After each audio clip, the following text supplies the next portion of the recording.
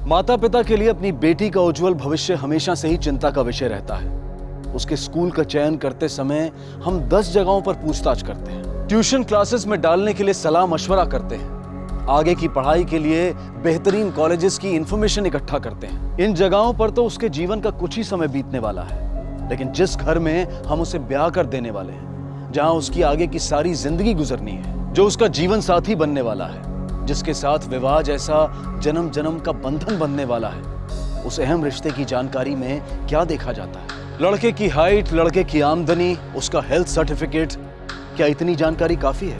क्या हम इतना ही देखकर वो सब तो अनदेखा नहीं कर रहे हैं जो एक विवाहित जीवन को सफल बनाने की नींव होता है? कहीं ऊपरी चकाचौंध में आकर हम अपनी बेटी को अंधे कुएं में तो नहीं धकेल रहे?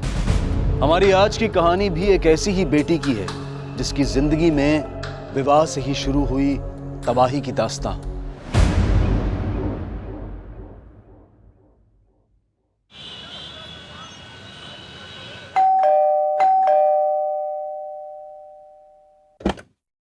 जी नमस्ते, मानसी और अजय हैं? भैया, भाभी, आपसे कोई मिलने आया है।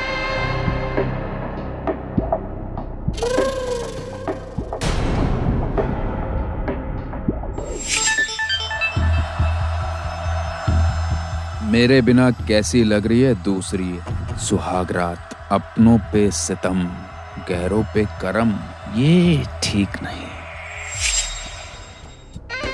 सॉरी, मुझे लगा नहीं था कि सुहागरात इतनी लंबी होगी। क्या? आपको शादी की बहुत बहुत बधाई।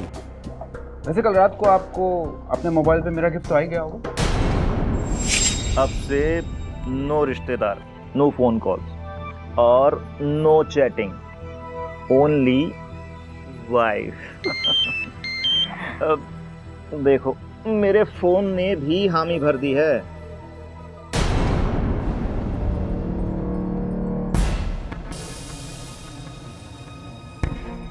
क्या हुआ अजय? क्या है ये?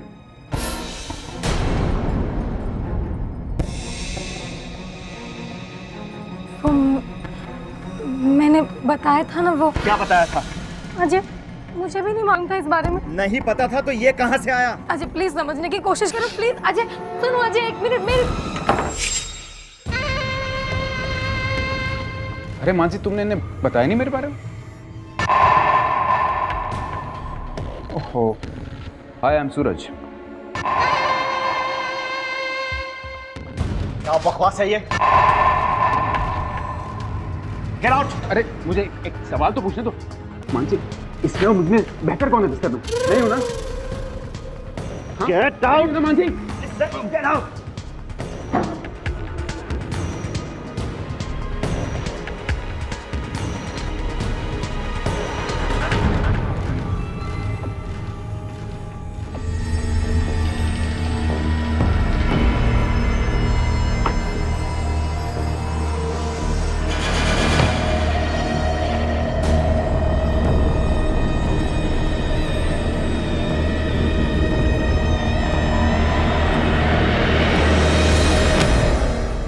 मेरा मतलब है तुम्हारी वाइफ का है, यहीं भूल गई थी, लौटा रहा हूँ। यकीन नहीं होता तो पहना के चेक कर लेना।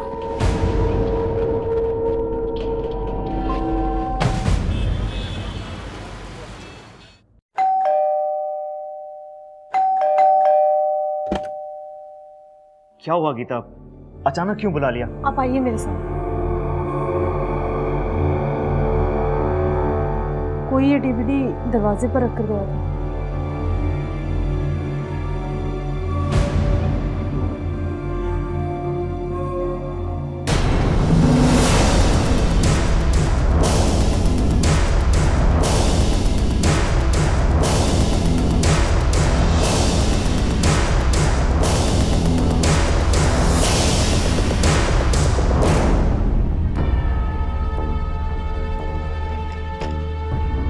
बस जानना चाहता था कि अपनी बीवी की खूबसूरती के बारे में आपका क्या ख्याल है।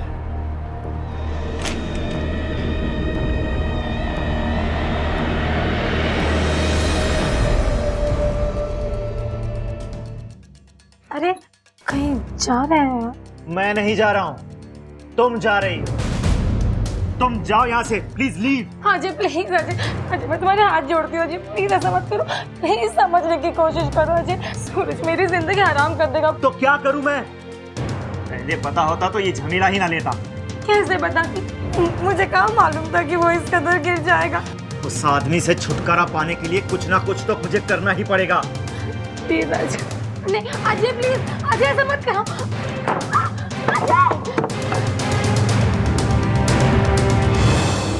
क्यों मानसी की दूसरी शादी भी आखिरी सांसें गिन रही है? इस रिश्ते को पनपे हुए अभी 1 महीना भी नहीं हुआ था।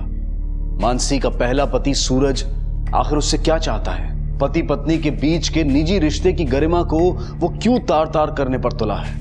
आखिर उसका इरादा क्या है? और मानसी ये सब बर्दाश्त क्यों कर रही है? कहीं उसकी खामोशी में कोई गुनाह तो नहीं छुपा है? और अतीत का ये रिश्ता टूट कर भी अब तक टूटा क्यों नहीं है? उम्मीदें मुरझा गई थी, पर दर्द के कांटों की चुभन अब भी सीने में बाकी थी। और अब जो होने वाला था वो कल्पना से भी परे था। सर, ये मेरी बेटी मानसी है। पिछले 2 दिनों से लापता है। पता नहीं कहाँ चली गई, कुछ बता के भी नहीं गई और कोई फोन भी नहीं किया सर। कोई परेशानी थी? वो 1 महीने पहले ससुराल से आई थी। इन दोनों के बीच कुछ खटपट हो गई थी।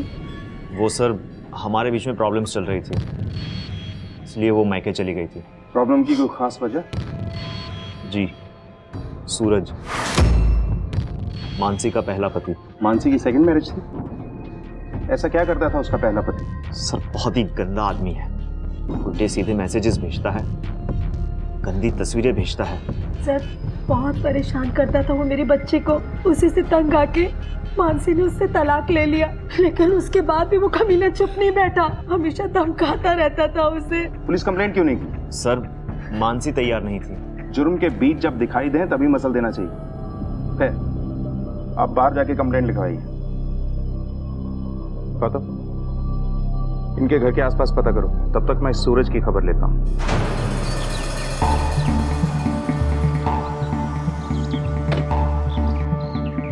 सूरज अवस्थी है? सूरज साहब और माँ जी और छोटी देवी कहीं गए हुए हैं और वो 2 दिनों से घर नहीं आए वापस। बड़े साहब और नैना देवी पुलिस स्टेशन गए हैं रिपोर्ट लिखवाने के लिए। ठीक है। यही है आपका बेटा? जी। क्या नाम बताया? सूरज। कब से गायब है? अब सर आप लोग यहाँ पे? हाँ पांडे, एक केस के सिलसिले में सूरज को ढूंढ रहा हूँ। क्या क्या काम है आपको मेरे बेटे से? आपके बेटे के खिलाफ किडनैपिंग का केस दर्ज है कहाँ आपका बेटा? जी वो 2 दिन से उसका कोई फोन आया नहीं, साथ में अपनी माँ और बेटी को भी ले गया है। 12 जुलाई से गायब है? जी। 12 जुलाई से मानसी भी गायब है। उसकी माँ और उसके पति ने केस दर्ज कराया है सूरज के खिलाफ। सर वो औरत बकवास कर रही है, मेरा बेटा ऐसा नहीं, वो 1 नंबर की चालाक औरत है सर। सर उसी ने गायब किया होगा मेरी बीबी, बेटा और पोती को। पापा प्लीज, विपर खामखा इल्जाम लगा रहे हैं। अरे तू चुप कर, पता नहीं उस औरत ने क्या जादू किया इसके ऊपर, जब देखो उसकी तरफदारी करते रहती है। सर आप मेरी बात मानिए, आप उसको कैसे भी करके गिरफ्तार कीजिए, आपको सूरज, शांति और रीनी भी मिल जाएंगे। हमें जो करना है हम कर लेंगे, आपके सुझाव की जरूरत नहीं। पांडे सर, इस केस से रिलेटेड सभी डॉक्यूमेंट चाहिए मुझे। I am taking over. Yes sir. Sir मामला कुछ ज्यादा ही पेचीदा है। दोनों फैमिली एक दूसरे के ऊपर आरोप लगा रही है। फैमिलीज 2 नहीं 3 है गौतम, अजय की, मानसी की और सूरज की। सूरज और उसकी फैमिली के सेल रिकॉर्ड और उससे रिलेटेड सारी इंफॉर्मेशन पता करो, खास तौर पे सूरज के कैरेक्टर के बारे में।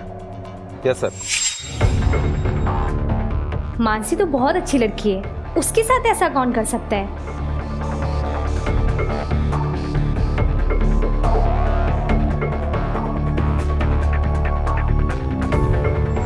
सर कहना तो नहीं चाहिए, लेकिन सूरज सर अपने आप को भगवान मानते हैं। अपने एम्प्लॉयज़ को भेड़ बकरियों की तरह ट्रीट करते हैं, कभी भी कहीं भी किसी की बेइज्जती कर देते हैं और किसी को भी जॉब पे से निकाल देते हैं। अपने एम्प्लॉयज़ के लिए उनका बिहेवियर बहुत ही खराब है। सर ऑफिस की बातें तो मुझे ज़्यादा नहीं मालूम, लेकिन अगर कोई भी उनकी बात काट देता तो उन्हें बहुत गुस्सा आ जाता था। सूरज और मानसी के संबंध कैसे थे? उस दिन आपके पिताजी मानसी के बारे में कुछ कह रहे थे। सर आप मेरे पिता की बातों पर तो बिल्कुल मत जाइए, वो हमेशा से भैया को ही सपोर्ट करते थे। असल में भाभी ने भैया का नहीं, भैया ने भाभी का जीना दूभर कर दिया था, इसलिए वो चली गई। लेकिन डाइवोर्स के बाद भी सूरज ने मानसी का पीछा नहीं छोड़ा। अगर मानसी इतना ही तंग थी तो उसने पुलिस कंप्लेंट क्यों नहीं की? सर वो ऐसा नहीं कर सकती थी। भैया ने उनकी बेटी रीनी को अपने पास रख लिया था, उन्हें इमोशनली ब्लैकमेल करता था। उन्हें तलाक तो मिल गया था पर आज़ादी नहीं मिली थी। आप जानती थी कि सूरज मानसी को तंग करता है? जी। तो आपने भी पुलिस को इन्फॉर्म करना जरूरी नहीं समझा? सर मैं ऐसा नहीं कर सकती थी। अगर भैया को पता चलता तो वो मेरे और समीर की जिंदगी भी हराम कर देते। समीर कौन? मेरे हस्बैंड। आपकी मानसी से लास्ट बात कब हुई थी? 12 जुलाई को। यानी जिस दिन वो गायब हुई। जी। क्या बात हुई थी? वही सब जो वो अक्सर किया करती थी, रीनी की बातें, माँ की, भैया की बातें, बस यही सब। ठीक है, आप जा सकती। सर कॉल डेटा के मुताबिक उस दिन सूरज ने मानसी को कॉल किया था। 1 मिनट 42 सेकंड बात भी हुई थी। उसके कुछ देर के बाद मानसी ने नैना को कॉल किया। मानसी को कॉल तो आया था, लेकिन उसने ऐसी कोई खास बात नहीं बताई। पर सर सूरज के कॉल के बाद मानसी ने नैना को कॉल क्यों किया? कहीं सूरज ने ही तो मानसी को गायब नहीं किया है? हो सकता है, लेकिन वो अपनी माँ और बेटी को क्यों गायब करेगा? तो फिर मानसी? अजय और मानसी दोनों सूरज से तंग आ चुके थे। मानसी का दूसरा रिश्ता भी संकट में था। कहीं मानसी ने ही तो ये सारा प्लान नहीं रचा? पर सर 3 लोगों को गायब करना अकेले मानसी के बूते की बात नहीं है। करेक्ट, लेकिन अजय के साथ मिलकर तो कर सकती है। वो वैशाली वाले मेहता जी का केस याद है ना? ऐसा ही हुआ था। शायद इस केस में भी हूबहू वही सब कुछ हुआ। सर अजय के कॉल रिकॉर्ड्स आ गए। और सर ये नंबर देखिए। और एक अहम बात सर, सिक्योरिटी बताओ क्या हुआ था? सर वो अजय जी एक दिन ऑफिस में आए थे। ओह वेलकम। तू क्या कर रहा है भैया? बस इतना बताने आया हूं कि मेरी बीवी की ब्रा पैंटी बांटना बंद करो और उससे दूर रहो, वरना अंजाम अच्छा नहीं होगा। इतना गुस्सा क्यों आ रहा है तुझे? हाँ? अबे बेवकूफ, तेरी बीवी के बारे में तेरी नॉलेज पढ़ा रहा हूँ। उसके साथ ब्रेकफास्ट, लंच, डिनर सब किया। एक स्वीट डिश थी वो। उसार हाँ? नहीं उसने ये कंप्लेन तो नहीं की बिस्तर में सूरज तुझसे ज्यादा बेटर है? हाँ? साले बहुत मुंह चलता है तेरा। अभी तेरा मुंह तोड़ता हूँ। सिक्योरिटी! कहा यार सिक्योरिटी को क्यों बुलाता है? अगर हिम्मत है तो औकात क्या है? मेरे ऑफिस में आके मुझे धमकी दे रहा है? सूरज ये थप्पड़ तुझे बहुत महंगा पड़ेगा। उठा के लेके आओ इस अजय को। ओके सर, चलो।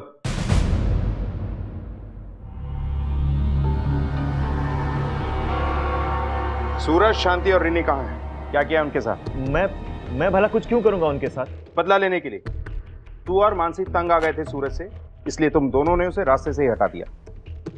बता क्यों अगवा किया उन्हें और कहाँ रखा है? सर आप कुछ भी बोले जा रहे हैं, मैंने ऐसा कुछ भी नहीं किया। ये कॉल रिकॉर्ड्स हैं और इनसे साफ साफ जाहिर है कि तुम दोनों के बीच में बात होती रहती थी और एक बार तो तुम दोनों की लोकेशन भी एक ही पाई गई। सर मैं मानता हूं कि मैंने सूरज से एक बार बात की थी, लेकिन सिर्फ उसे समझाने के लिए कि वो इस तरह अपनी ज़िंदगी बर्बाद ना करे और मेरी और मानसी की लाइफ से दूर रहें। लेकिन जब वो नहीं माना तो मैंने उससे सामने जाकर बात करने की कोशिश की और उसने तुम्हारी धुलाई करी। उसी दिन तुम्हारी मानसी से भी बात हुई थी, करीब आधा घंटा। क्या बात हुई थी? कुछ नहीं, इस घटना को लेकर लड़ाई हो गई थी उससे। तुम्हारा अपमान तुमसे बर्दाश्त नहीं हुआ और तुमने उसे अपने रास्ते से हटा दिया। क्यों किया ऐसे? सबके सामने पीट कर तुम्हारी बेइज्जती कर दी थी इसीलिए? मैंने ऐसा कुछ नहीं किया। मैं उसको मारकर अपने को गंदा क्यों करूं? पुलिस वाले कोई श्रोता नहीं है कि जो भी बकेगा उस पर विश्वास कर लेंगे। यहाँ तब तक सुलाओ इसे जब तक नरम ना पड़ जाए।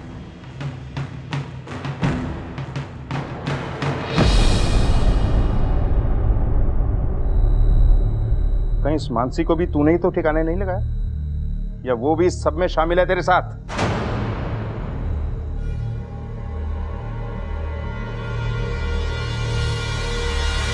कामयाबी का नशा जब सर पर चढ़ता है तो पैदा होता है अहंकार और इंसान अपने आप को खुदा समझने लगता है। सूरज के अहंकार का तूफान अपने साथ न जाने क्या क्या ले जाए, ये तो आने वाला वक्त ही बताएगा। ठीक है पांडे, कुछ भी लीड मिलती है मुझे फौरन बताओ। सर काफी अच्छी तरह से पूछताछ की, लेकिन ये अजय एक ही रट लगाए हुए है।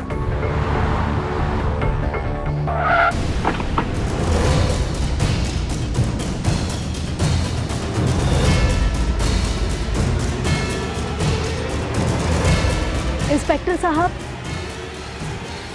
साहब ये मानसी।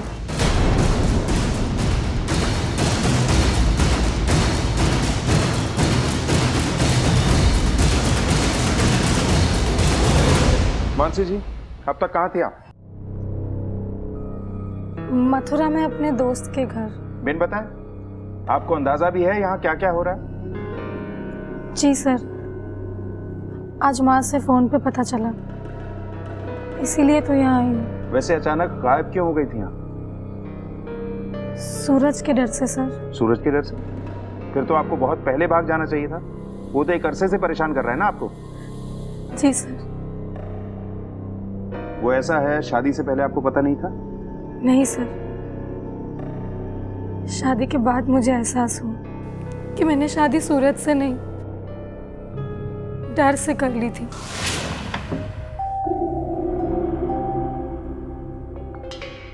मानसी जी। ये लो, ये पहन लो, बहुत खूबसूरत लगोगी।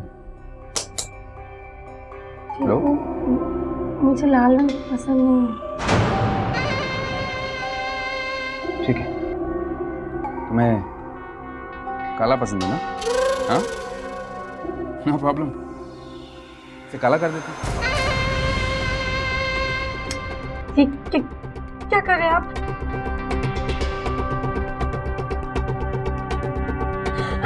सर, वो अलग अलग तरीके से मुझे चोट देता था।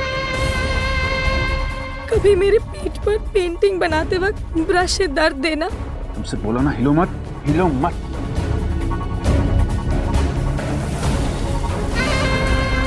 तो कभी घंटों घंटों मुझे पानी में खड़े रखना।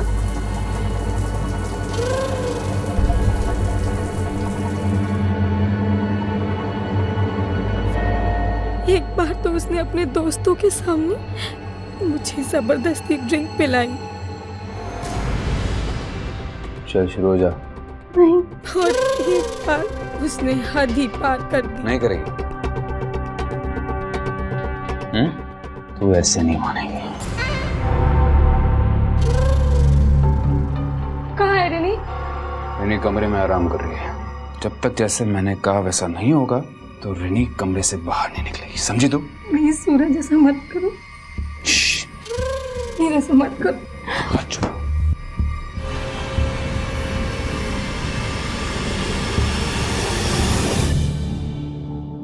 चल चलो जा।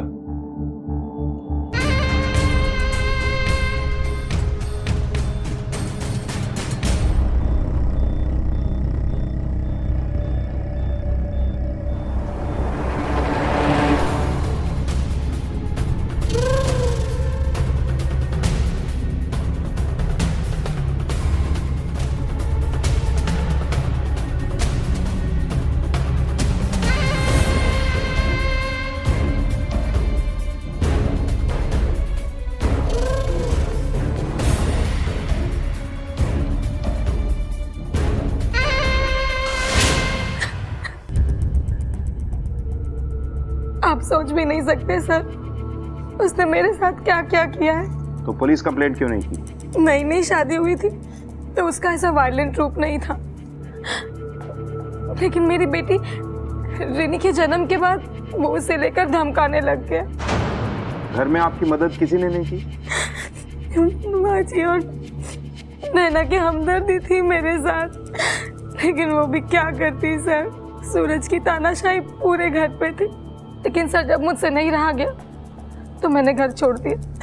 लेकिन उसने आपको नहीं छोड़ा, और जब आपसे रहा नहीं गया तो अजय के साथ मिलकर उसे गायब कर दिया। लेकिन अपनी सास और अपनी बेटी को क्यों? ये क्या कह रहे हैं आप सर? आपको लगता है कि सूरज को मैंने गायब किया? सर मैं भला अपनी ही बेटी को और माँ जी को क्यों गायब करूंगी? इसका जवाब तो आप दे सकती हैं, या फिर वो अजय। मुझे कुछ नहीं पता, और अजय ने कुछ नहीं किया है। वो बेचारा मेरा भला करने गया था, लेकिन वो खुद फंस गया। ठीक है, आप जा सकती हैं। लेकिन आगे से किसी के डर से भागने से पहले जरा पुलिस स्टेशन को याद कर लीजिएगा। गौतम, इनकी फ्रेंड का एड्रेस लो, वेरीफाई करते हैं। जी मैं एयर होस्टेस हूँ। उस दिन जब मानसी का कॉल आया तो मैं दिल्ली एयरपोर्ट पर थी। उसने कहा कि वो मथुरा जा रही है, मेरे घर रुकना चाहती है। मैंने कहा ठीक है, चाबी मेरे पड़ोस में है, ले लेना। दीक्षा जी, आप इंश्योर कर सकती हैं कि उस रात वाकई मानसी आपके यहाँ रुकी थी? सर मैं श्योर तो नहीं हूँ कि वो यहाँ रुकी थी या नहीं रुकी थी, क्योंकि उस वक्त मैं फ़्लाइट में थी। हाँ, पर उसने चाबी ज़रूर ली थी और 2 दिन बाद लौटाई भी थी, मेरी नेबर ने मुझे बताया। आप अपनी नेबर को बुला सकते हैं? सर इस वक्त तो वो घर पर नहीं है। ठीक है, अपना आईडी कार्ड दिखाइए और ऑफिस का नंबर दीजिए। Sure sir. वेरीफाई करो। जी सर, मानसी का यहाँ रहने का एलिबाई अच्छा तो है, लेकिन परफेक्ट नहीं है। कहीं ऐसा तो नहीं कि ये मानसी सारे खेल खेल रही है? Let's see. हाँ पांडे बोलो। क्या मथुरा रोड पर?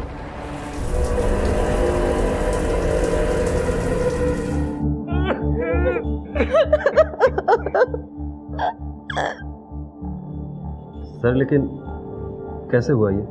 हम भी वही जानने की कोशिश कर रहे हैं।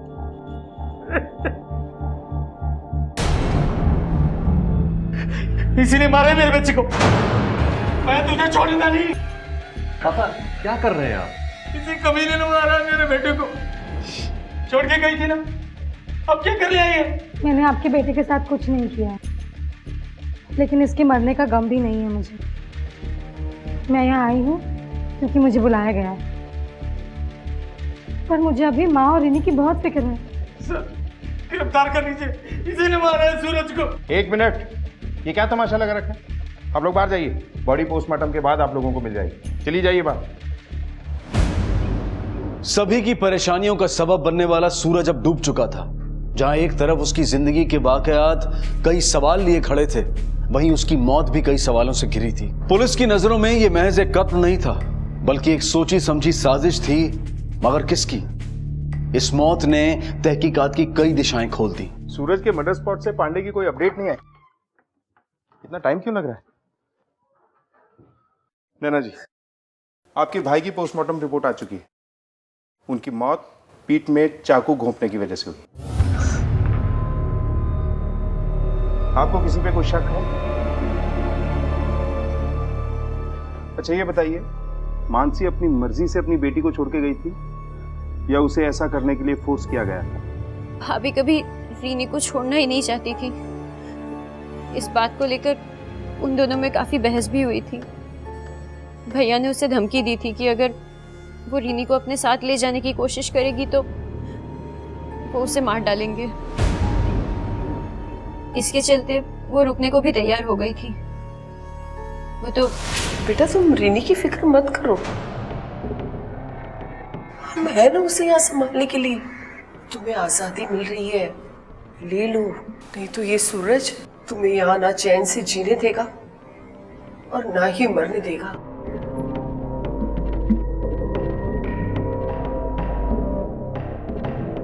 फिर माँ ने जाके भैया से भी बात की।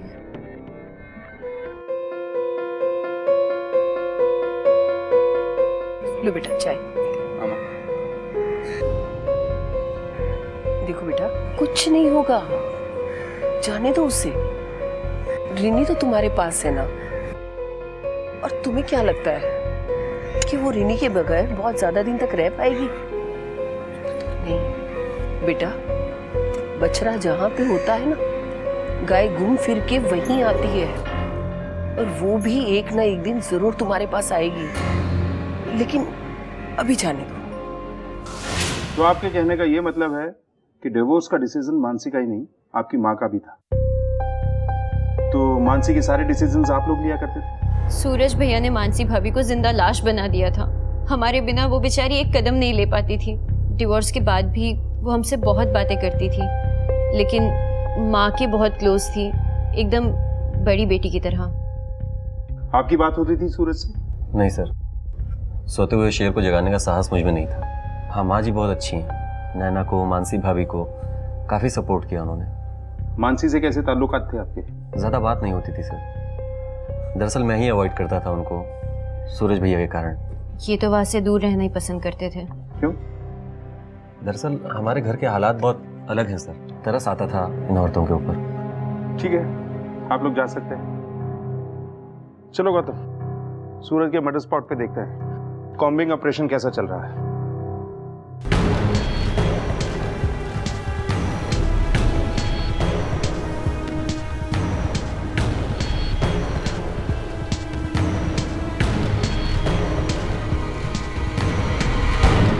क्या अपडेट है पांडे? सर अभी तक कुछ भी नहीं मिला।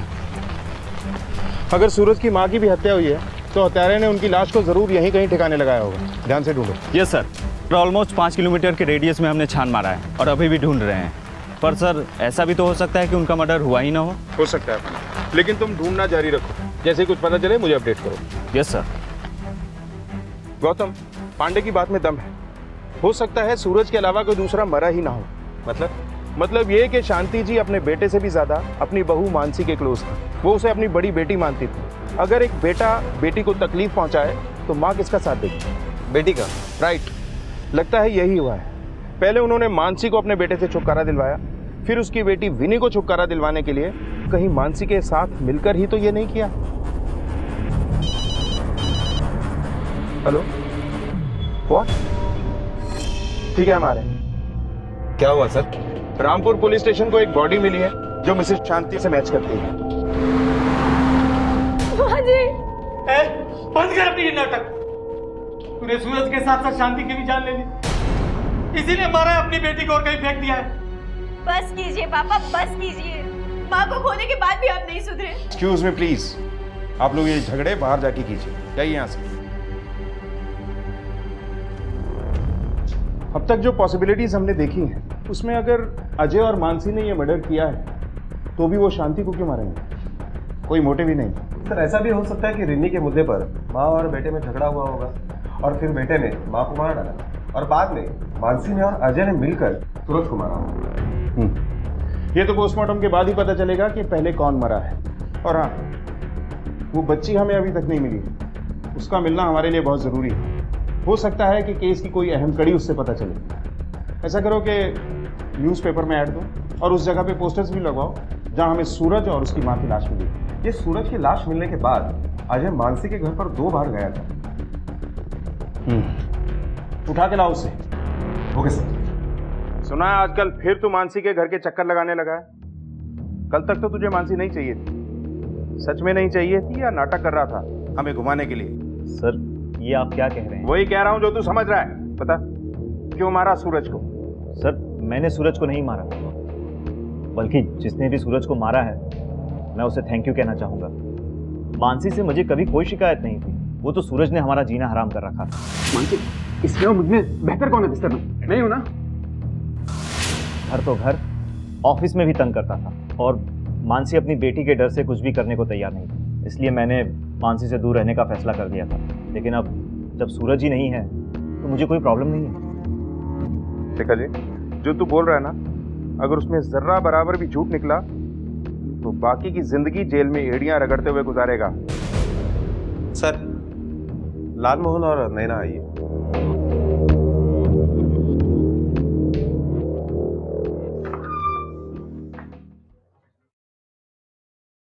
लालमोहन जी, आपकी नजर में ऐसा कोई है जिसे आपके बेटे और आपकी बीवी की मौत से कोई फायदा हो? मुझे समझ में नहीं आ रहा है सर कि मेरे बेटे और मेरी बीवी को किसने मारा होगा। सूरज किसी की सुनता भी तो नहीं था। कोई बिजनेस राइवलरी या फिर कोई पर्सनल दुश्मन? कोई हिम्मत ही नहीं करता था सर, किसी को अपने सामने खड़ा कहाँ होने देता था वो। और अगर कोई कोशिश करता भी तो उसकी जड़ें काट के फेंक देता। बकवास बंद कर लेना, मर गया है वो। अब तो उसकी बुराई मत करो। और वो गलती क्या था? वो एक कामयाब बिजनेसमैन था। उसने कहा था ना मुझसे राय लिया करो। मतलब? सर इसके और इसके पति को बिजनेस का कीड़ा था। एक बार अरे नैना, खाना खा लो बेटा। नहीं खाना। इतने गुस्से में क्यों? क्या हुआ है बेटा? गुस्सा नहीं करूँ तो और क्या करूँ? मैंने अपने स्टार्टअप के लिए एक जमीन देखी थी और उसके लिए फाइनेंसेस भी मिल गए थे। लेकिन आज जब मैं वो जमीन खरीदने गई तो वो बिक चुकी थी और मेरे फाइनेंसर्स भी बैकआउट हो गए हैं। अरे तो इसमें इतनी बड़ी कौन सी बात है बेटा, ये सब तो होते रहता है। हाँ ये सब होते रहता है, लेकिन जब ये करने वाला खुद आपका भाई हो तो? क्या मतलब है तुम्हारा? वो जमीन भैया ने खरीद ली है ताकि मैं अपना स्टार्टअप शुरू ना कर सकूं। क्या कह रही हो तुम? सूरज, क्या ये सच कह रही है? नहीं माँ, वो डील मैंने पहले ही फाइनल कर ली। अब फाइनेंसेस का मुझे पता नहीं। झूठ मत बोलिए आप, मैंने पता करवाया है। वो जमीन भैया ने दुगनी कीमत पर खरीदी है और तो और इन्होंने जाके मेरे फाइनेंसर्स को धमकाया भी ताकि वो लोग बैकआउट कर जाए। देखो, मुझे यहाँ किसी को भी कोई भी एक्सप्लेनेशन देने की जरूरत नहीं, समझे तुम? लेकिन मुझे एक्सप्लेनेशन चाहिए। ऐसा क्यों किया आपने? खबरदार अगर मेरे सामने आवाज ऊंची की तो और मेरे सामने कोई सवाल किया तो अपनी औकात में रह, समझी तू? और नहीं रह सकती ना, get lost from here, get lost. खाना खाइए आप लोग। फिर क्या हुआ? फिर क्या सर, आज तक किसी की चली है उसके सामने? इनकी भी कहाँ चलती है, इनको भी सुना देता था वो। ठीक है, आप लोग जा सकते। सर, पोस्टमार्टम रिपोर्ट आ गई है। शांति की मौत गला दबाने से ही हुई है। सूरज के मौत के आसपास ही शांति की मौत हुई है। गौतम, इस नैना पे नजर रखो। लेकिन सर, ये नैना अपनी माँ को क्यों मारेगी? ये शुरू से ही कुछ ज्यादा ही शुगर कोटेड है। Okay sir. तहकीकात के सिरे उलझते जा रहे थे, शक के दायरे फैलते जा रहे थे, लेकिन पुलिस के हाथ अब तक कोई ठोस सबूत नहीं लगा था। पुलिस की आखिरी उम्मीद थी रिनी पर क्या वो जिंदा है? और अगर है तो कहां है?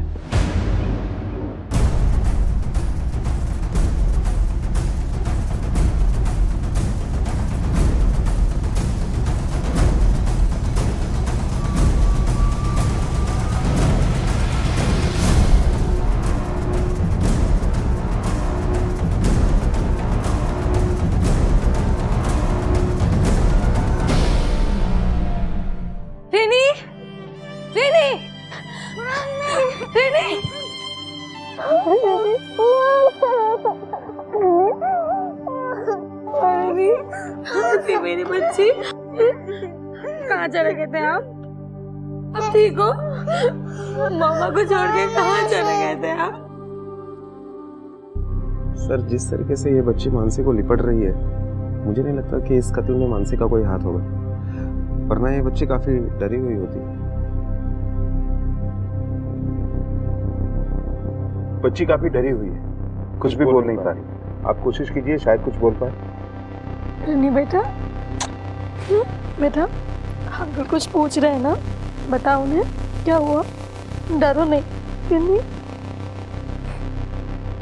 अच्छा, आप अपनी फ्रेंड के घर कितने बजे पहुंची? करीबन रात 8 बजे। 8 बजे? लेकिन सूरज तो अपनी माँ और बेटी को लेके 12 बजे निकल गया था। फिर ये 8 घंटों में क्या हुआ? मुझे नहीं पता सर, मैं बहुत टेंशन में थी। मैं यहाँ वहाँ भटक रही थी, मुझे कुछ समझ में नहीं आ रहा था।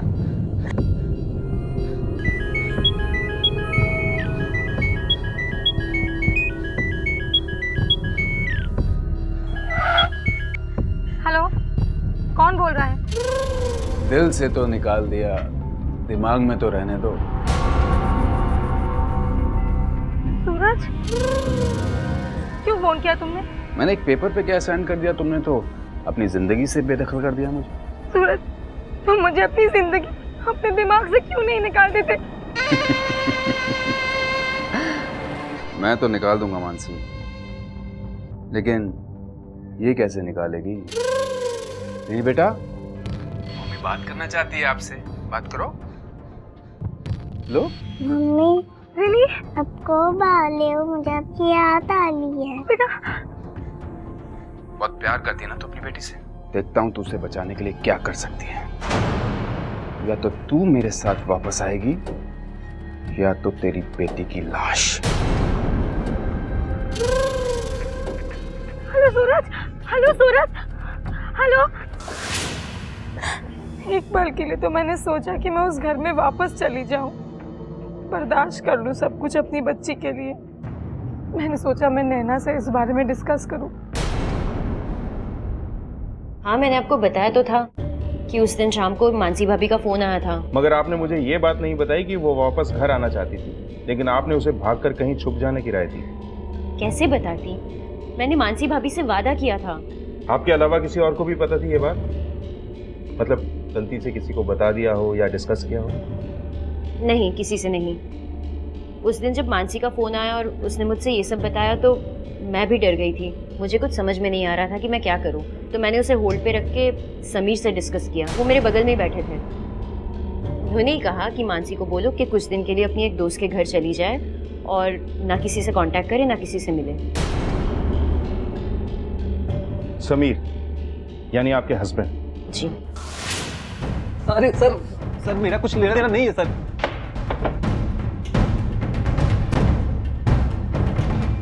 सर ये मुझे फंसाने की साजिश है। मेरा कोई हाथ नहीं इसमें सर, मेरा कोई लेना देना नहीं है इससे। जरा लड़की को लेके आओ।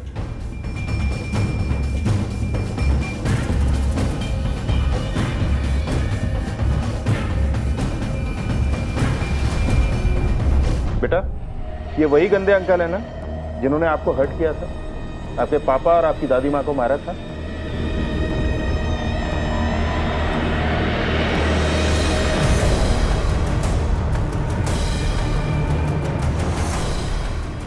अरे सर बच्ची का क्या भरोसा सर। आप बच्ची को लेके जाओ। अरे सर वो बच्ची सर कुछ भी बोल रही है। तुम इतने चालाक तो निकले कि तुमने अपना फोन बंद रखा, लेकिन वो नंबर जो तुमने अपने ऑफिस के पियोन के नाम पर लिया था उसने हमें तुम्हारे दरवाजे पर खड़ा कर दिया। उस दिन तुम्हारी लोकेशन सूरज के साथ ही थी, तुम सूरज के साथ ही थे। यही नहीं, तुम्हारी उससे फोन पे बात भी हुई थी।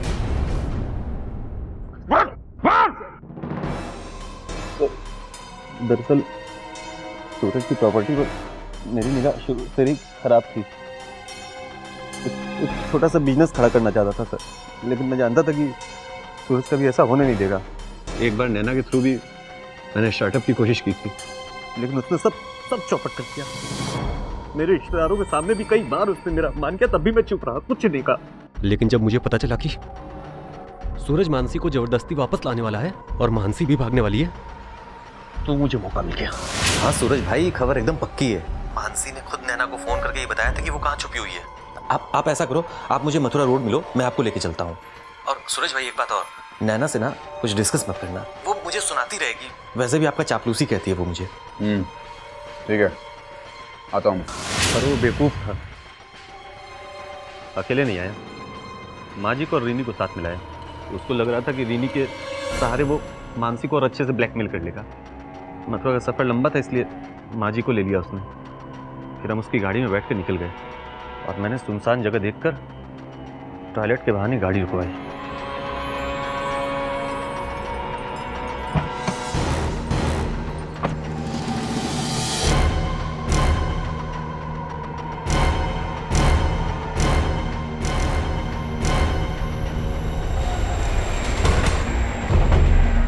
माँ मेरे को मैं देख के आता हूँ।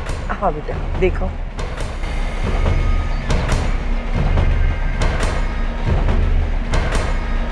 समीर कहाँ है यार? समीर देर हो रही है, माँ और बच्ची इंतजार कर रहे हैं। समीर एक मजाक मत कर, बाहर आ। समीर यार देर हो रही है, कहाँ है?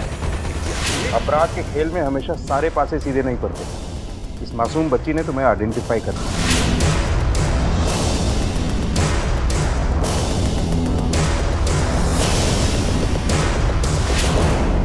कार को कहाँ ठिकाने लगाया? वहीं आगे मुझे तालाब मिला, मैंने कार को उसी में डुबा दिया। नफरत हो या लालच, जब ये जुर्म की राह पे निकलता है ना, तो अंजाम बस एक ही होता है, तबाही।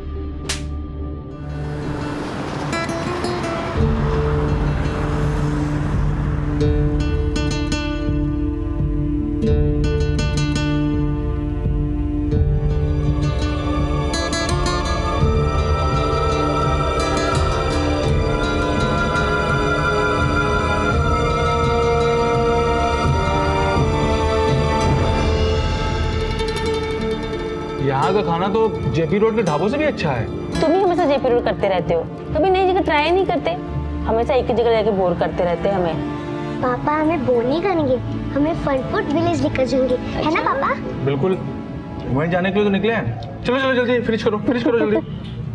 फिनिश पापा।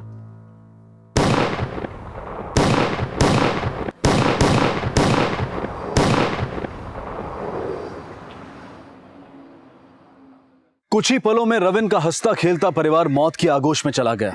अचानक हुए इस हमले में 7 बेकसूर लोग मारे गए। कौन थे ये हमलावर और मरने वालों का क्या कसूर था?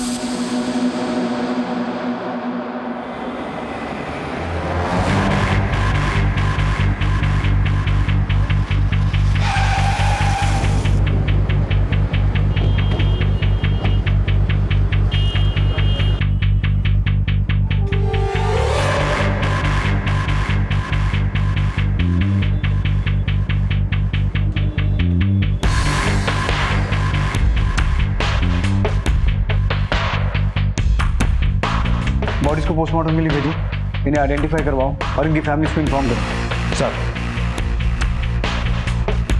हॉस्पिटल लेके जाओ, सेव हिम क्विक। किलर्स 3 लड़के थे, क्रिकेट यूनिफॉर्म में, बाइक पे आए थे। आरटीओ बोथ बीट चौकी, हर जगह अलर्ट भेजो, क्विक। सर।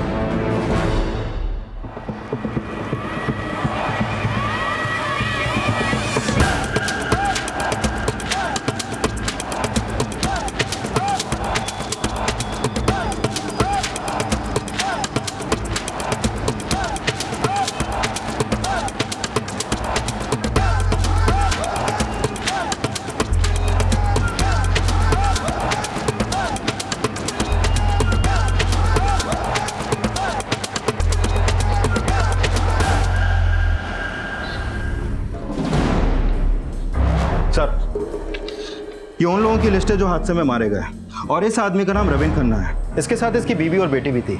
विकासपुरी का रहने वाला है, फैमिली में और कोई भी नहीं है सर। इस फैमिली के अलावा ये जो लोग हैं, ये कौन है? सर, ढाबे के 2 वेटर्स के अलावा 3 लोग और थे जो खन्ना फैमिली के आगे वाले टेबल पर बैठे थे। पहला अश्विन दीवान बिल्डर्स का मालिक। दूसरा वरुण बलियान, सोशल वर्कर। लेकिन सर, तीसरे की बॉडी आइडेंटिफाई नहीं हुई है। वरुण बलियान, ये नाम कुछ सुना सा लग रहा है। सर, ये एकता पार्टी के प्रदेश अध्यक्ष धीरेन बलियान का छोटा भाई है। तो कहीं इन मर्डर्स के पीछे कोई पॉलिटिकल कनेक्शन तो नहीं है, या फिर कोई लैंड माफिया गैंग? सर, मुझे लग रहा है किलर्स के टारगेट पे वरुण, अश्विन या फिर उस तीसरे आदमी में से कोई एक है, या फिर ये तीनों। लेकिन फायरिंग में खन्ना फैमिली और ढाबे के लोग भी शिकार हुए हैं। वर्मा, टारगेट पे खन्ना फैमिली भी हो सकती है। एक काम करो, ये जितने भी लोग हैं सबका बैकग्राउंड चेक करो, पता करो इनका आपस में कोई कनेक्शन तो नहीं है। Okay sir. और वो जो 3 किलर्स क्रिकेट यूनिफॉर्म में देखे गए थे, उनकी कोई इन्फॉर्मेशन मिली? नहीं सर, अभी कुछ पता नहीं चला है।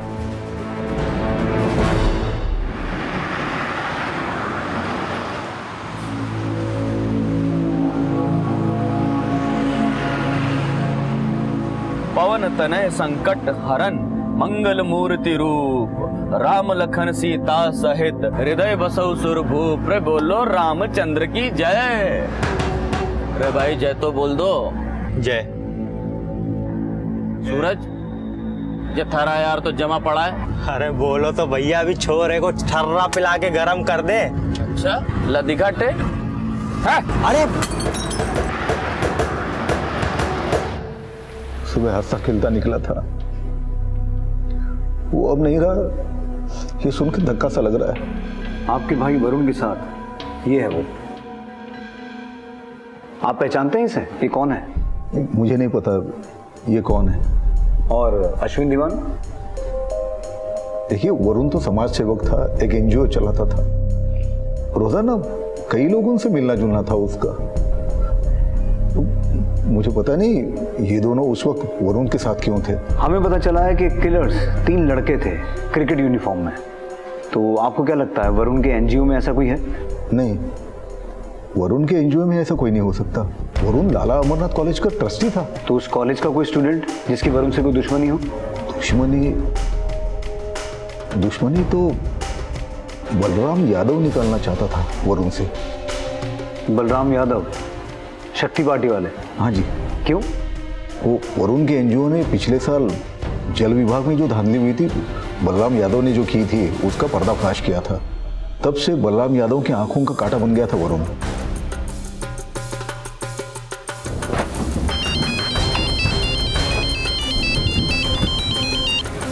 हाँ बोलो वर्मा। सर बिजवासन में एक लावारिस बाइक मिली है और मुझे लगता है ये बाइक क्रिकेटर की यूनिफॉर्म में आए उन किलर्स ने यहाँ चोरी होगी। बिजवासन? इसका मतलब है उन्होंने किसी और व्हीकल से बॉर्डर क्रॉस किया होगा। एक काम करो, हरियाणा पुलिस को तुरंत अलर्ट करो और राजस्थान पुलिस को भी। नजफगढ़ से बिजवासन, जहाँ जहाँ भी सीसीटीवी लगे हैं वहाँ से पता करो, शायद उनका चेहरा सामने आए। और वो जो बाइक मिली है पता करो किसके नाम पर रजिस्टर्ड है। Okay sir.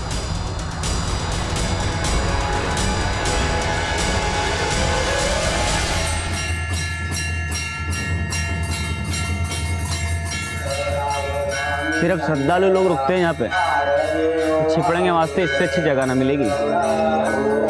और वैसे भी अगला सिग्नल मिलने तक हमको यहीं रुकना है। चलो। रावत साहब, जल विभाग स्कैम में हाईकोर्ट ने तो मुझे 2 महीने पहले ही क्लीन चिट दे दी, लेकिन हो सकता है वरुण से अभी भी कोई रंजिश। धीरेन आपको गुमराह कर रहा है।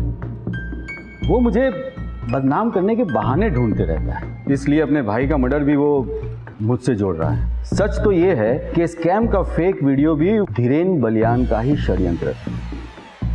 वरुण तो सिर्फ एक मोहरा था। तो क्या लगता है आपको वरुण बलियान का मर्डर किसने करवाया होगा? देखिए, मैं आपको गुमराह करना नहीं चाहता, पर इतना जरूर कहूंगा कि धीरेन न तो जनता का है न तो अपने भाई का। सर मैंने लाला अमरनाथ कॉलेज में पूछताछ की, लेकिन ऐसा कोई स्ट्रॉन्ग लीड नहीं मिल रहा जिससे इस कॉलेज के किसी भी स्टूडेंट पर शक किया जा सके। वरुण बलियान और अश्विन दीवान, इनके कॉल रिकॉर्ड्स क्या बताते हैं? सर ये देखिए, सर ये दोनों पिछले 2 साल से कांटेक्ट में थे और वरुण का अश्विन के ऑफिस में भी जाना जाना था। तो फिर धीरेन ने अश्विन को पहचानने से मना क्यों किया? कहीं ऐसा तो नहीं कि ये धीरेन अश्विन को भी जानता था और उस तीसरे आदमी को भी? एक काम करो वर्मा, धीरेन और बलराम इन दोनों के कॉल रिकॉर्ड्स निकालो। हमें इनकी दुश्मनी का एंगल क्रॉस वेरीफाई करना पड़ेगा, और ये भी कि वरुण के अलावा अश्विन और उस तीसरे आदमी से इनका क्या कनेक्शन था। Okay sir. अच्छा वर्मा, अश्विन के कॉल रिकॉर्ड्स में कोई भी ऐसा आदमी नहीं है जो उस तीसरे आदमी को आइडेंटिफाई कर सके और इन मर्डर्स के मोटिव को समझने में हमारे काम आए? हाँ सर, एक नाम है जिससे हमें काफी कुछ पता चल सकता है। कौन? रोशनी चौटाला। ये पहले लैंड रेवेन्यू डिपार्टमेंट में थी और अश्विन ने लैंड क्लियरिंग में इसकी काफी हेल्प ली थी। सर ये दिल्ली महिला मंडल की मेंबर भी है। कापासाइडा में इसका संपर्क कार्यालय है जहां से ये अनऑफिशियली रियल एस्टेट में डील करती है। हाँ विनोद। ओके, तुम सीसीटीवी फुटेज लाओ। सर एक पेट्रोल पंप की सीसीटीवी फुटेज में ट्रिपल राइडर क्रिकेटर्स कैप्चर हुए हैं, शायद ये वही किलर्स हों।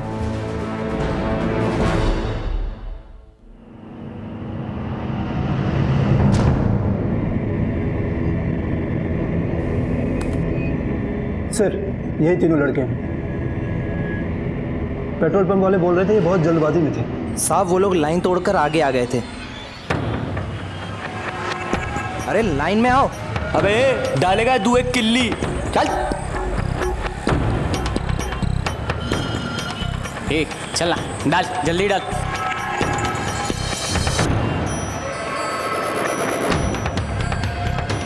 आंधी की तरह आए और तूफान की तरह चले गए। रविंद्र खन्ना के बयान और इन तीनों के बिहेवियर से तो ये लगता है कि किलर्स यही होंगे, लेकिन सीसीटीवी के इस एंगल से इनका चेहरा ठीक से दिखाई नहीं दे रहा। सर मैंने पेट्रोल पंप वाले से इनका हुलिया जानने की कोशिश की।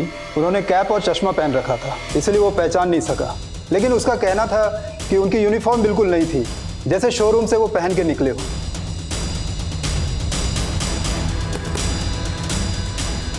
पता करो इस ब्रांड की क्रिकेट गियर नजरगढ़ के आसपास किस किस स्टोर में बिकती है, शायद यहीं से इनका चेहरा सामने आए। तब तक मैं रोशनी चौटाला से मिलकर आता हूं।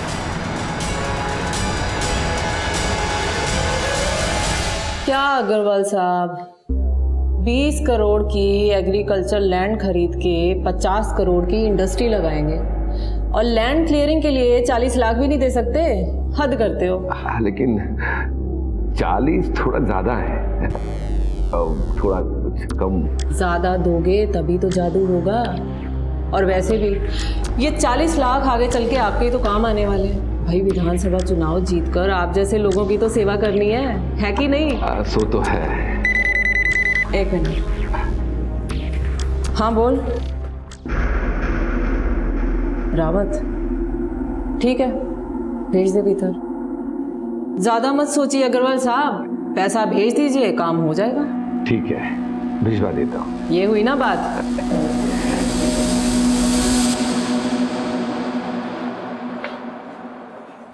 आइए आइए रावत साहब, बैठिए, चाय कॉफी कुछ। Thank you. नजफगढ़ के पास पंजाबी तड़का ढाबे में हुए शूट आउट के बारे में आपसे कुछ बात करनी थी। पता चला मुझे भी, बहुत बुरा हुआ।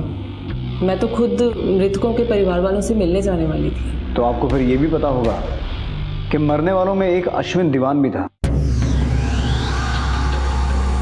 और हमें पता चला है कि आपसे उसका काफी मिलना जुलना था। हाँ, जब लैंड रेवेन्यू डिपार्टमेंट में थी मैं, तब ये लैंड क्लियरिंग के सिलसिले में रजिस्ट्रार ऑफिस में आना जाना लगा रहता था उसका। और वरुण बलियान?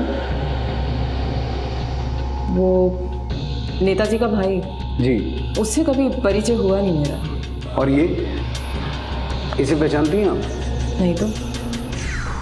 रोशनी जी, हमें लगता है कि ये फायरिंग अश्विन दीवान, वरुण बलियान और इस तीसरे आदमी को मारने के लिए हुई है। क्या लगता है आपको, ये काम कौन करवा सकता है? और किसी का तो पता नहीं, लेकिन ये अश्विन दीवान का माधव गोयल के साथ एक पंगा था।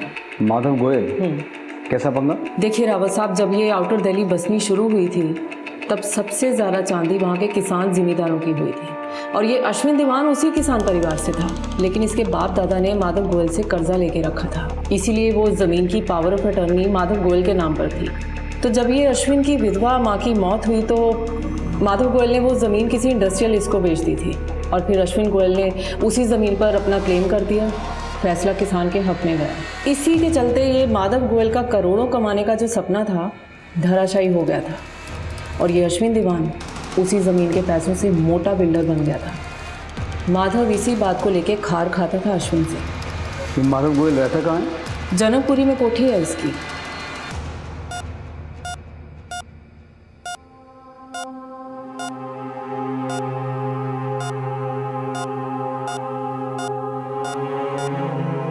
एक तरफ इस घटना का इकलौता चश्मदीद गवाह और विक्टिम रविन जिंदगी और मौत से जूझ रहा था, वहीं दूसरी ओर शक की सुई चारों ओर घूम रही थी। सब एक दूसरे पर शक जता रहे थे, लेकिन पुलिस के हाथ अभी कोई अहम सुराग नहीं लगा था।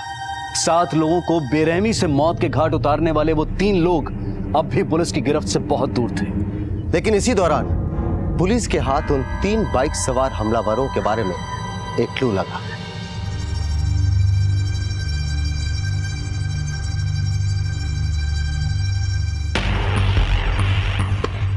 सर, इस लड़के ने 5 जुलाई को आर्या स्पोर्ट एसेसरीज से रेज ब्रांड के 3 पेयर क्रिकेट कॉस्ट्यूम और एक किट खरीदी थी। ये रही उसकी रसीद। मतलब साफ है वर्मा, ये लड़का और इसके दोनों साथी ढाबे पे आए। एक टेबल पे अश्विन, वरुण और वो तीसरा आदमी बैठे हुए थे।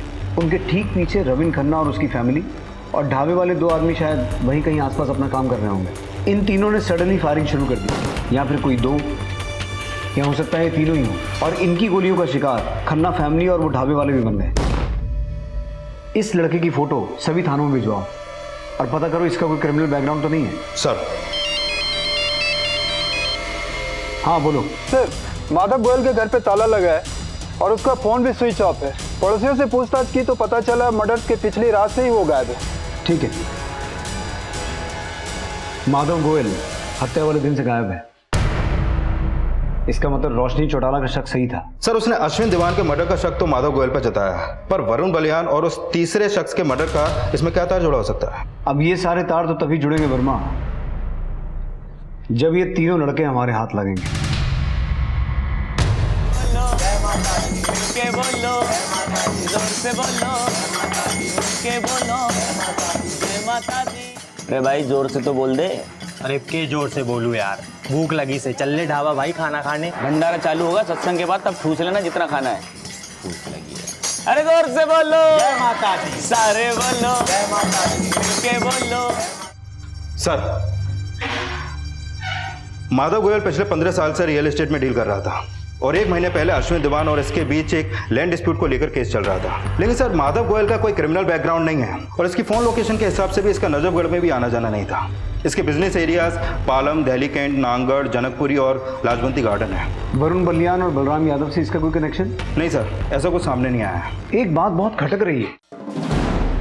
धीरेन ने वरुण की हत्या का शक बलराम यादव पे जताया, लेकिन अश्विन और उस तीसरे आदमी के बारे में कुछ नहीं बोला। वहीं रोशनी ने अश्विन की हत्या का शक माधव गोयल पे जताया, लेकिन वरुण और उस तीसरे आदमी के बारे में कुछ नहीं बोली। और इन दोनों के सस्पेक्ट एक उत्तर तो दूसरा दक्षिण। कहीं ऐसा तो नहीं कि रोशनी और धीरेन की दिशाएं मिली हों और ये दोनों मिलकर हमें भटका रहे हो? सर मुझे लग रहा है जब तक वरुण और अश्विन के साथ आया तीसरा आदमी आइडेंटिफाई नहीं होगा तब तक ये केस भूल भुलैया में अटका रहेगा। भूल भुलैया में फंसकर ही पजल सॉल्व होते हैं वर्मा, और ये हमें भटकाने वाले जिस दिन हमारे जाल में फंसेंगे ना, इन्हें जेल में सांप सीढ़ी खेलना भी नसीब नहीं होगा।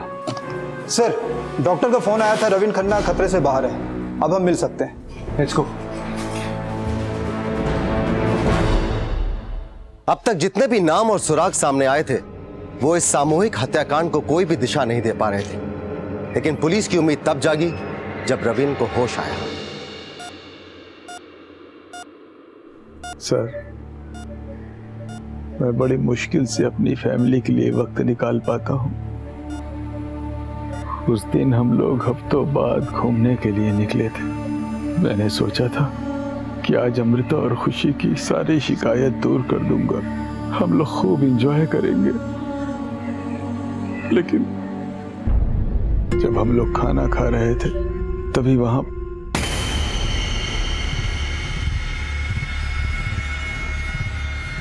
तीनों ने क्रिकेट यूनिफॉर्म पहन रखी थी। उनमें से एक ने आकर हमारे सामने वाले टेबल पर किसी का नाम पूछा। अश्विन दीवान? मैं हूं, तू कौन?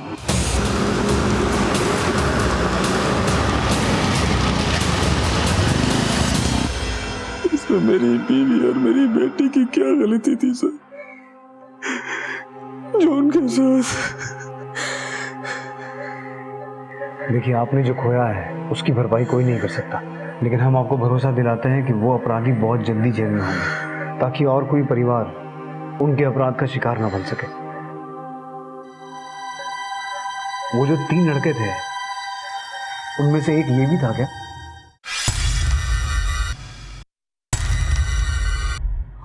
हाँ सर, ये था। जो और 2 लड़के इसके साथ थे, आप हमारे स्केच आर्टिस्ट को उनका हुलिया बता सकते हैं? सर, मैंने उन लोग को देखा तो था, लेकिन मुझे उनका चेहरा ठीक से याद नहीं है। लेकिन हाँ, उसके बारे में बता सकता हूँ जो टेबल के पास आया था। रविन खन्ना के बयान के मुताबिक किलर्स ने पहले अश्विन को आइडेंटिफाई किया और फिर फायरिंग शुरू की। इसका मतलब है कि वो कॉन्ट्रैक्ट किलर्स थे जिनके टारगेट पे अश्विन था, और हत्या से ठीक 1 दिन पहले माधव गोयल का गायब हो जाना। इससे तो यही थ्योरी सामने आती है वर्मा कि माधव गोयल ने ही उन किलर्स को हायर किया था। लेकिन सर, क्रिमिनल्स डेटा में इस लड़के का कोई क्रिमिनल रिकॉर्ड नहीं है जिसने क्रिकेट यूनिफॉर्म खरीदी थी, और जिस बाइक से वो आए थे वो चोरी की थी। जैसे ही दूसरे लड़के का स्केच तैयार हो उसकी हिस्ट्री निकालो, या दूसरे से कुछ सामने आएगा। सर, मुझे लगता है इन किलर्स तक पहुंचने के लिए हमें मीडिया की हेल्प लेनी चाहिए। एक काम करो, एक प्रेस नोट जारी करो। Okay sir. नजफगढ़ के पंजाबी तड़का ढाबे में हुए शूट आउट में एक बड़ा खुलासा। पुलिस से प्राप्त सूचना के आधार पर फायरिंग करने वाले 3 शूटर में से पुलिस ने एक शूटर को आइडेंटिफाई कर लिया है। ये वही शूटर है जो उस दिन शूटर के साथ था। अगर इसके बारे में आपके पास कोई भी सूचना हो तो आप पुलिस हेल्पलाइन नंबर पर संपर्क करें। हेल्पलाइन नंबर है 18000। सूत्रों के हवाले से ये खबर मिली है कि इस हत्याकांड में किलर्स के टारगेट पे दीवान बिल्डर्स के मालिक अश्विन दीवान थे, जिसके साथ एकता पार्टी के प्रदेश अध्यक्ष धीरेन बलियान का छोटा भाई वरुण बलियान भी था। ऐसा माना जा रहा है इस हत्याकांड के पीछे बिजनेसमैन माधव गोयल का हाथ है, जो हत्या वाले दिन से फरार है।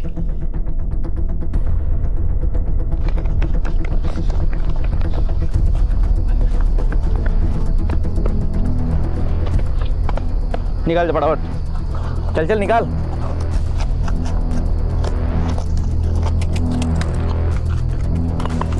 चल जल्दी।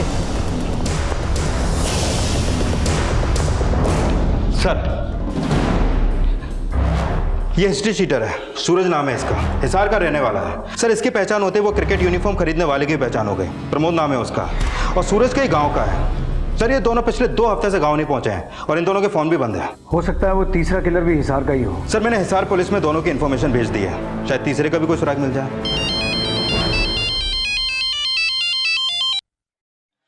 हेलो, माधव गोयल बोल रहा हूँ। माधव गोयल, कहाँ हो? दर दर की ठोकरें खा रहे हो रावत साहब। तो पुलिस स्टेशन आ जाओ, तुम्हें मालपुए खिलाएंगे।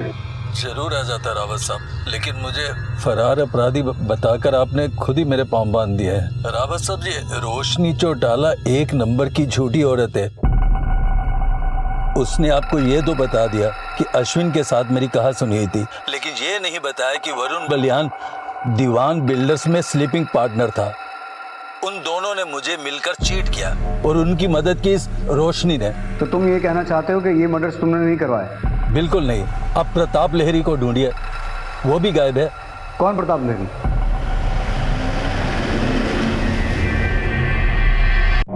हेलो हेलो, आप जिस नंबर को डायल कर रहे हैं वो इस समय स्विच्ड ऑफ है। सर मैंने वो नंबर सर्विलेंस पे डलवा दिया।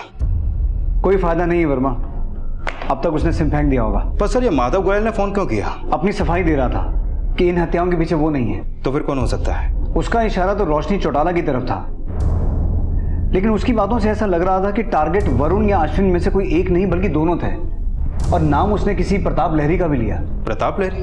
पता करो वर्मा, इस नाम के आदमी का इस केस से क्या नाता हो सकता है। एक तरफ नामों की लिस्ट बढ़ती जा रही थी और दूसरी तरफ किलर्स अलर्ट हो चुके थे। ना तो अब तक किलर्स के हाइडआउट का पता चल पाया था और ना ही ये पता चल पाया था कि मरने वालों में से किलर्स के टारगेट पर कौन था। हर बढ़ता दिन पुलिस के लिए मुश्किलें और प्रेशर दोनों बढ़ाने वाला था।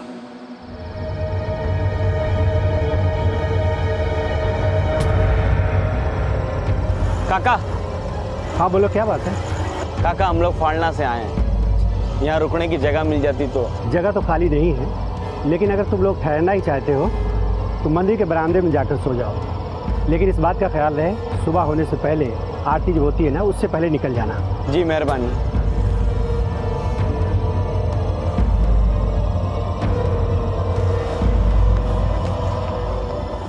बहुत बहुत बधाई रोशनी भाई। अरे धन्यवाद धन्यवाद। अग्रवाल साहब, बधाई तो आप मुझे उस दिन दीजिएगा जिस दिन विधानसभा का टिकट मिल जाएगा। अरे ये महिला मंडल की अध्यक्ष तो वैसे भी मुझे ही बनना था। रोशनी जी, आपके बधाई समारोह में खलल डालना चाहता हूँ। आपसे कुछ पूछताछ करनी है। पूजा।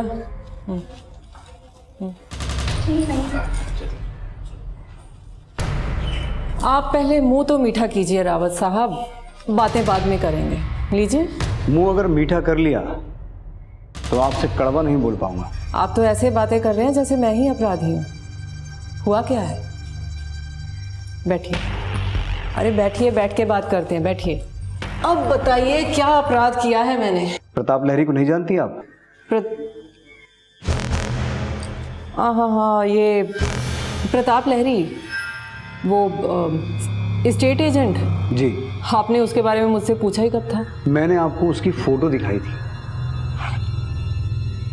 कौन सी फोटो दिखाई थी आपने? ये प्रताप लहरी है? जी। हे राम, लाश बन के तो बिल्कुल ही पहचान में ना आ रहा। ये लीजिए। इसका मतलब ये अश्विन और वरुण के साथ साथ इसका भी मर्डर हो गया। नजरों का धोखा बता के प्रताप लहरी को ना पहचानने का कारण तो खोज लिया आपने। अब इस बात की सफाई कैसे देंगी कि आपको ये भी नहीं पता था कि वरुण बलियान दीवान बिल्डर्स का स्लीपिंग पार्टनर था? Sleeping partner? मैं इस बारे में कुछ भी नहीं जानती। तो अब आप ये भी कहेंगे कि वरुण बलियान का उस जमीन में कोई शेयर ही नहीं था, जो जमीन आपने माधव गोयल से छीनकर उन दोनों को दिलवाई थी और जिसके बदले में आपने मोटी कमीशन भी खाई थी। कड़वा भी बड़ा मीठा बनकर बोलते हैं आप रावत साहब। आपसे आपकी उम्र नहीं, कमाई पूछ रहा हूँ। क्राइम ब्रांच वाले हैं आप। लोगों की उम्र तो उनका डेटा निकाल के पता कर ही लेते हैं, मेरी कमाई भी पता कर लीजिए। जाइए। चलिए, तय रहा। अगली बार सब कुछ पता करके ही मिलेंगे। रोशनी के बर्ताव में आए बदलाव ने पुलिस को चौंका दिया था। वहीं माधव गोयल की बातों ने भी रोशनी पर शक जताया था। यही वजह थी कि पुलिस रोशनी पर शक करने के लिए मजबूर हो गई। लेकिन रोशनी के इस बदलाव की वजह क्या थी? क्या रोशनी को इस बात पर यकीन था कि पुलिस उस पर गलत शक कर रही है, या फिर वो किसी बड़ी योजना को अंजाम देने वाली थी जिसके तार उन 7 लोगों से जुड़े थे जिनकी दिन दहाड़े हत्या कर दी गई थी? लेकिन अभी एक और बड़ा सवाल था, और वो था प्रताप लहरी, जिसका नाम माधव गोयल ने लिया था। सर, मैंने पता किया प्रताप लहरी सिर्फ स्टेट एजेंट ही नहीं बल्कि दीवान बिल्डर्स में एक स्लीपिंग पार्टनर भी था। मतलब इस केस की थ्योरी अब बिल्कुल साफ है। किलर्स के टारगेट पे दीवान बिल्डर्स के तीनों पार्टनर्स थे। कोई ऐसा है जिसके कहने पर किलर्स ने दीवान बिल्डर्स के तीनों पार्टनर्स को ही नहीं, दीवान बिल्डर्स नाम की कंपनी का ही सफाया कर दिया। लेकिन सवाल ये उठता है कि दीवान बिल्डर्स का ऐसा दुश्मन है कौन? हाँ बोलो विनोद। ठीक है सर, खबरियों से पता चला सूरज ने कोटला के किसी असलम से 3 पिस्तौल और बुलेट्स खरीदे थे। उठा के लाओ सर। Okay sir.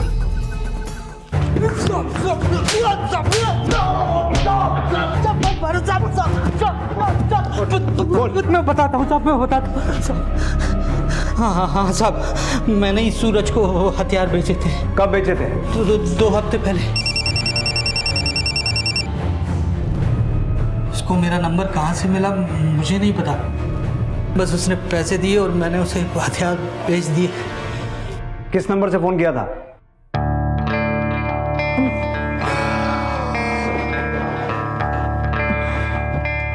इतनी खूबसूरत हो, फिर भी तुम्हारे पति ने तुमसे डिवोर्स क्यों ले लिया?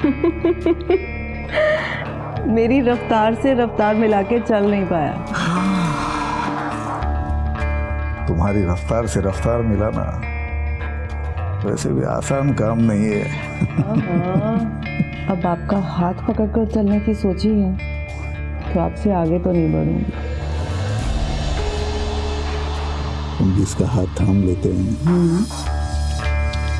उसे हमेशा अपने नीचे ही रखते हैं।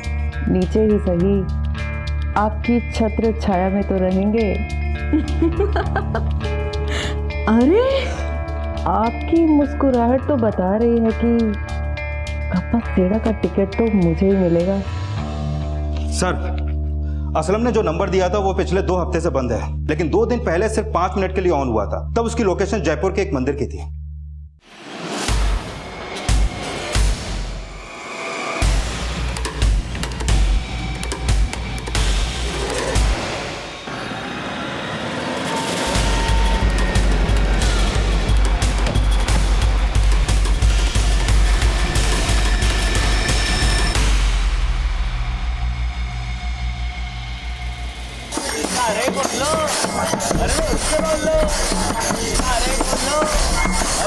हाँ सर, ये दोनों इसी मंदिर में 2 दिन पहले सत्संग करे थे, लेकिन इसके साथ एक और भी लड़का था।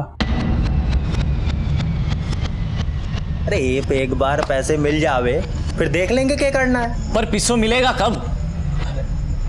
अरे सवेरे तक इंतजार कर ले, मिल जाएगा। खुश? अरे यूके, माता रानी का मैसेज आया है, बोले 10 लोगों को भेजेंगे तो मनोकामना पूरी होगी। जेके से भाई? अरे छोरे तू ना समझेगा, ये है गुड लक मैसेज। अब देख, अपने साथ में सब कुछ अच्छा होगा। सर, अभी उस लड़के ने फोन ऑन किया था, लोकेशन ट्रेस हो गया। Let's go.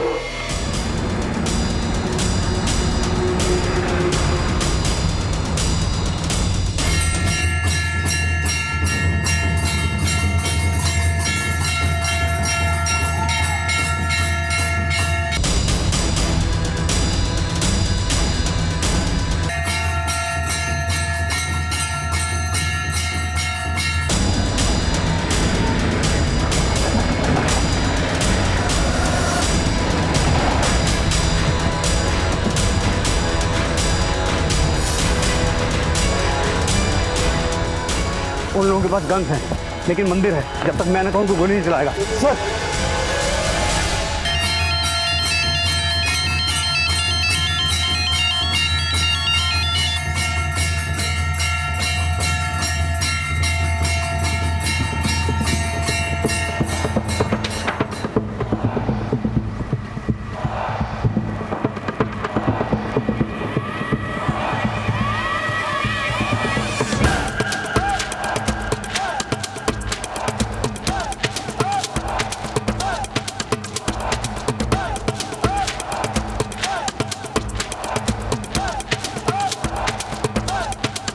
सूरज, प्रमोद, भागने की सोचना भी मत, तुम्हें चारों तरफ से घेर लिया है।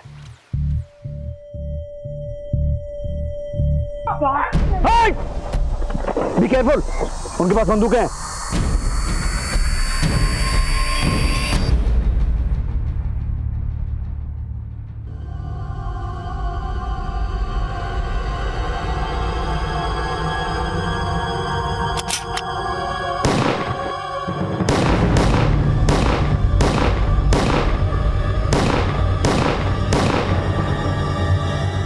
शायद कोई लीड मिले कि किसने इन्हें किलिंग का कॉन्ट्रैक्ट दिया था।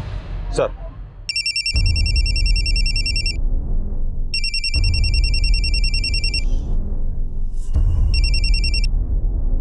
तो नेताजी, हो गया टिकटों का बंटवारा?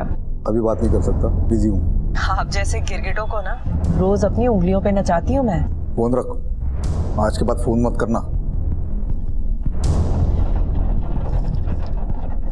फोन तो अब आप खुद करेंगे नेताजी। मेरा एक मैसेज मिलने की देर है बस।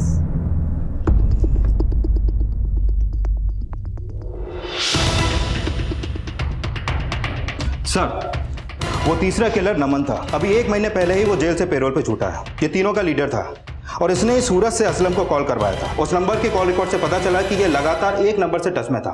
किसका नंबर है? सर, उसकी डिटेल मैंने मंगवाई है, फिलहाल वो नंबर बंद है। जब से ये एनकाउंटर हुआ है, एक बात बहुत खटक रही है। जब मंदिर में उन तीनों को सरेंडर करने को कहा गया तो वो तीनों गाड़ी के पीछे छुप गए झुककर। फिर उनकी तरफ से फायर हुआ तो फायर गाड़ी पे लगा लगभग इस हाइट पर।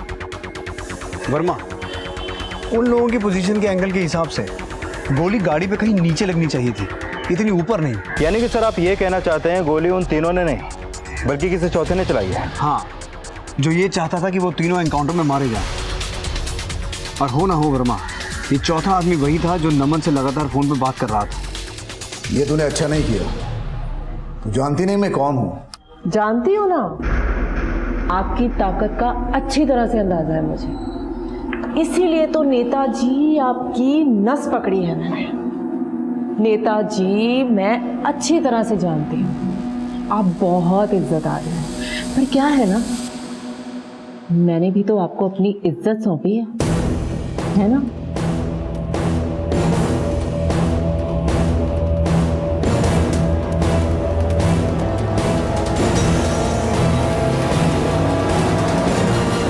साहब, यही हो रही है।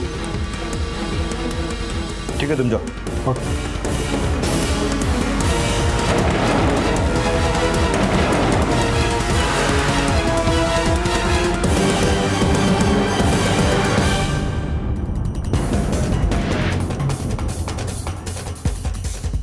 ये मेरी खुशकिस्मती है कि पार्टी आला कमान ने मुझे इस काबिल समझा। मीडिया के जरिए मैं देश की जनता और अपनी पार्टी को यही विश्वास दिलाना चाहती हूँ कि मैं सबकी अपेक्षाओं पर खरी उतरूंगी। धन्यवाद।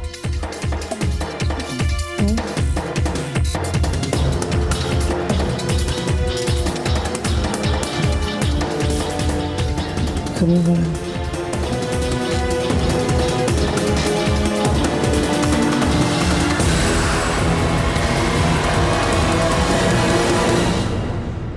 नहीं, देखो तुम्हें टिकट चाहिए थी, वो दे दी। अब और कुछ नहीं कर सकता।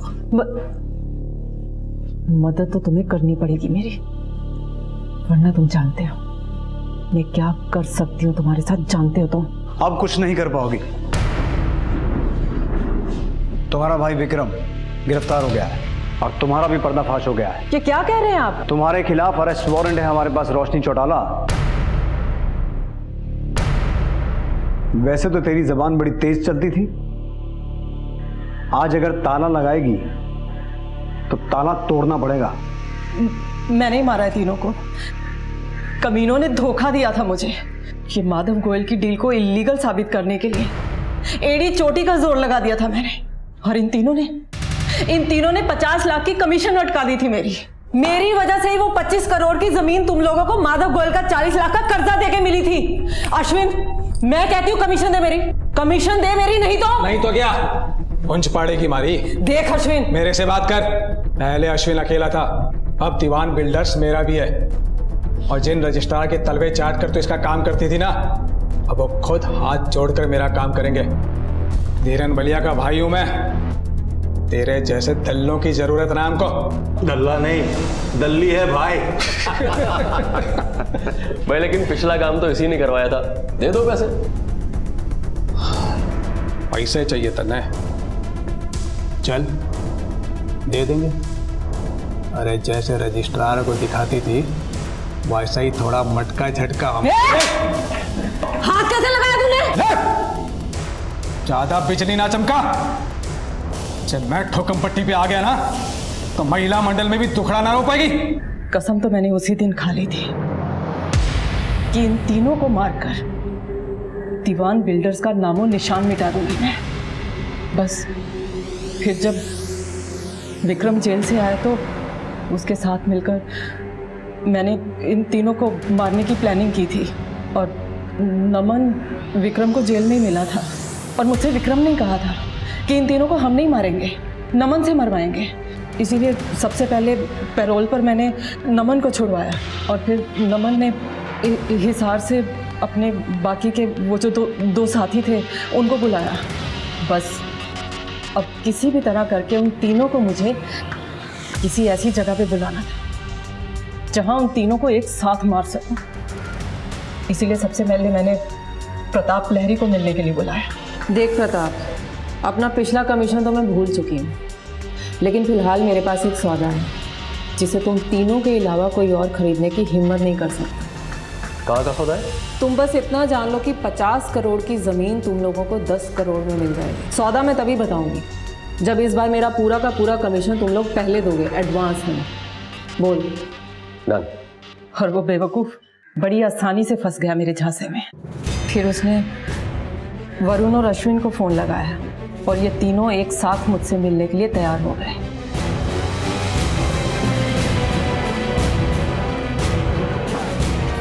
अश्विन दीवान? मैं हूं। नजफगढ़ का पंजाबी तड़का ढाबा शूट आउट के सभी आरोपी पकड़ लिए गए हैं। महिला मंडल की अध्यक्षा रोशनी चौटाला मुख्य आरोपी है। सोमवार को पुलिस कोर्ट में चार्जशीट दायर करेगी।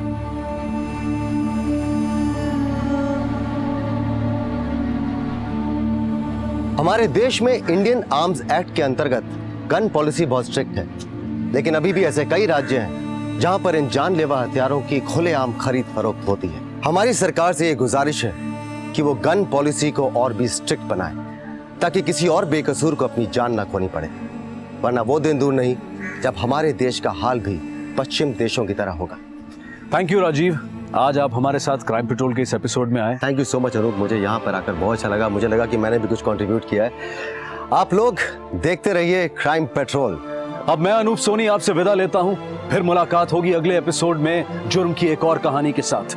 तब तक अपना और अपने परिवार का ख्याल रखें और देखते रहें क्राइम पेट्रोल डायल 100। सबक एक को सीख हम सबको। जय हिंद। क्राइम पेट्रोल के और भी दिलचस्प कहानी देखने के लिए हमारे चैनल को सब्सक्राइब करें और बेल आइकॉन दबाना न भूलें।